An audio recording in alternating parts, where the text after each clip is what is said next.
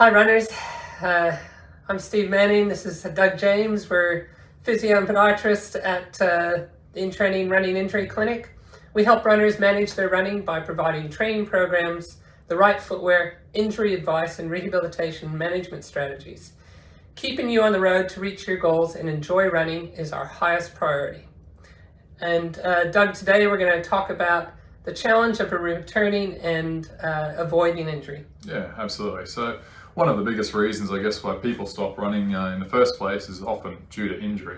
So as runners, we're probably a bit more likely than not to get an injury in an average year.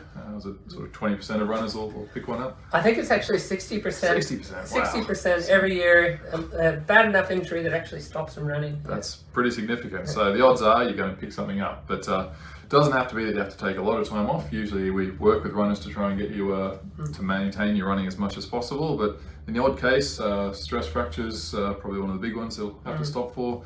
There's a couple other severe ones, but that's probably top of the list for why you'd have to stop. It's one of the more common reasons. You know, some injuries you can actually run with, and then other injuries you just have to stop. But there's other reasons other than injury as well, isn't there? Oh, absolutely. I mean, if it's bad enough injury or for some other reason you need to have surgery, that'll certainly take some time off.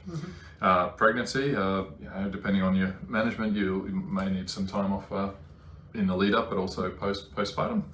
And the other big issue, I think, with a lot of runners is motivation, particularly over the summer. And, you know, there's been problems during lockdown and when all our races got canceled. I think a lot of people just stopped running. Oh, it's tough to keep motivated to keep hitting the miles if you don't have something particular to train for. That's right. So anyway, I guess today we're going to talk about how to plan a safe return to running, and maybe if we start with a few stories. So I had a bit of an injury myself. I was cleaning my swimming pool and fell and hit my knee. Ouch. As I fell in, and I cracked the cartilage in my femur. And it meant that I had to have 6 months without any running after doing surgery. So it's a long time off. it is, yeah. And I gained too much weight and lost a lot of fitness, and I'm just getting back into it now. And you remember how you used to run, and you want to sort of get back there and run like that right away. Absolutely. And it's just not safe to do it, is it? No, I think we've all got that image of our head when we're 18 of how fast we used to be, and do we ever get rid of that? I don't know. I don't know, but certainly things have changed in 6 months, as you said. You're not as fit, you're not as strong, not as light, so keeping those things in consideration. Even if it's not 6 months, it could be a shorter amount of time. I had a patient who had to go into isolation, part of the quarantine recently due to COVID, and for 2 weeks he was basically locked in his house with his family. Yeah. Only time he managed to get out was he managed to get a 10-kilometer run in his backyard. So running around the family pool for 10 kilometers for an hour, he got it done, but meant that afterwards he did struggle to get back into regular running, because that was basically the only running he could do for 2 weeks was that one run. And probably most people wouldn't have even tried what he did. You know, they would have just said, well, I can't run for so long. And especially if you live in an apartment. You know, what would you have done? You know, I did hear of somebody doing a marathon in their apartment. Yep. It was about a 10-meter loop that they did. So. Oh, that's terrible. Right. Yeah. And I guess the really big problem with this is that when you come back, you have to really decide when is it safe to sort of get back into the real program, and how do you sort of get there? Oh, for sure. And for things like coming out of lockdown, quarantine, once your 2 weeks are up, then and your COVID test is negative, you should be fine. But for things like post-pregnancy, post-surgery, post-injury, there's usually a few things to look for, I guess. Pain being one of them. So in the case of things like stress fracture or cartilage damage to the knee, you don't want to be running in significant amounts of pain. That can only result in things like a changed gait and probably a worsening of the injury as well. Yeah, I think even illness can be a problem, and that one is a little bit harder, because when you've been ill, you feel better, but you're actually maybe not better enough to actually run safely. For sure. So you have to be really careful when you come back from that. But I guess when people get injured and they come in to see us, we often will say, well, this is how long it's going to take to get better, and then we'll get them to come back in, and we'll do a bit of a review to say, well, yes, it's safe to get back into running. And often I'll do a training program up for them, a rehabilitation training program. If it's enough time off, then it's going to be a couch to 5K. Yeah, and it just keeps you accountable, gives you a goal, and I think for a lot of people, both a goal, a plan, and the motivation is what will really help.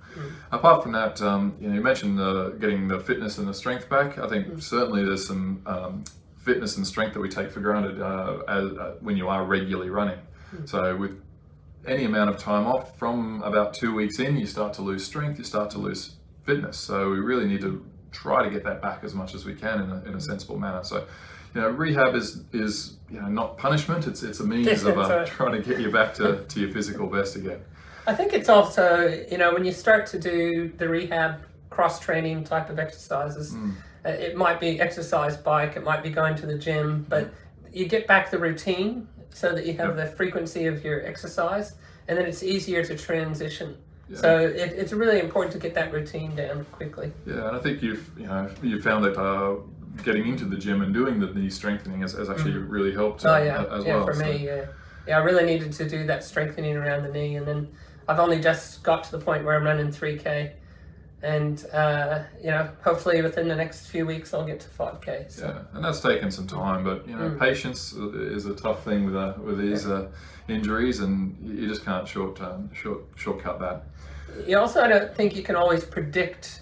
Like, you might have a plan of when you're going to get back, but you can't always predict how you're going to respond to the training, so you have to be a bit careful that way. No, absolutely. And if it's your first major injury, it's really guesswork on your own behalf. Whereas coming into the clinic, we're experienced with guiding hundreds or thousands of runners every year in terms of getting back to their running best.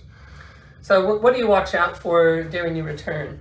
Well, I guess, as I mentioned before, pain is one of the things. If there's any niggling pain from your existing injury, then we often need to be a bit mindful and cautious of that. Equally, if there's new injuries that come up, if you've lost some fitness, you've lost some strength, you're a little bit more exposed and likely to get other things injured. And you often will get a secondary injury if you do try to run with a compensatory gait, where you're limping, for instance. Then that's where you can end up getting another injury that sometimes is worse than the original one. Oh, absolutely. That's heartbreaking because you spend all this time coming back. But if you think about what caused the injury in the first place, part of your rehab should be sensibly aimed at improving that anyway. Yeah.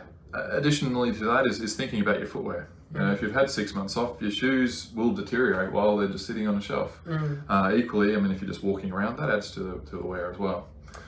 Yeah, so that's a good point. So I guess when people come in to see us, we try to do an overall examination of what their injury is, what caused it, and then we can create a treatment plan, and then from there we can have a rehabilitation plan and have some idea of what the prognosis is, how long it's going to be until they're back running. For sure, and just keeping in mind, what the goals are, whether your shoes are in the right shape. We've got all the facilities here in store to get you to run in the shoe, which is really important, and a great range of shoes to look at too. So thanks everybody for joining us for this run talk, and if you do have had a break from training, make sure you come in and see us. We love running.